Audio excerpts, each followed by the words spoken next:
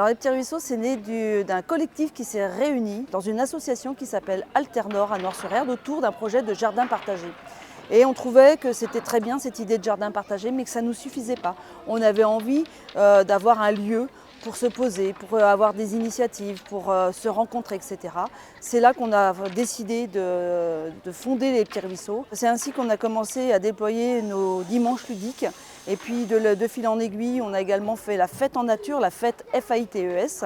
Et donc là, fort de cette expérience, on a dit ok, on continue. Et notre volonté dans les petits ruisseaux, c'était vraiment de créer du lien entre toutes les générations et puis de mettre en valeur tout le patrimoine local.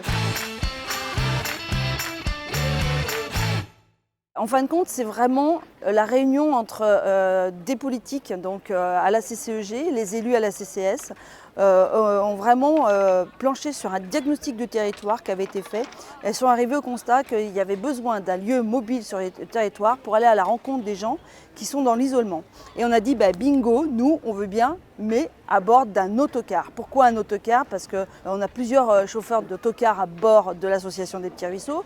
On connaît plein de gens et l'autocar, c'est suffisamment grand pour pouvoir se déplacer de commune en commune. Et c'est suffisamment grand surtout pour accueillir des personnes et faire des petits ateliers. Et puis se poser à côté d'une salle pour quelque chose de plus grand, etc. Aujourd'hui, on est à Éric pour une journée ludique, donc autour du jeu, et pour pouvoir aussi présenter ce projet-là. Moi, pour l'instant, ce que je cherche à faire, c'est rencontrer les habitants. Le bus, on le voit comme une grosse boîte à outils, et on a envie de voir avec les habitants ce qu'on pourrait mettre à l'intérieur.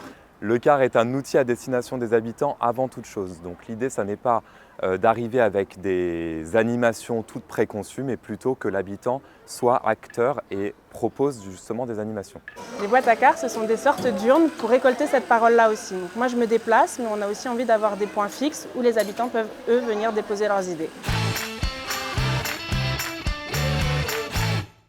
Il arriverait sur notre territoire d'ici un mois et demi, mais il sera encore en l'état d'autobus. Donc là, on invite vraiment les gens à venir se positionner, à venir nous donner leurs idées pour comment on va vider le véhicule, on va enlever tous les sièges, etc.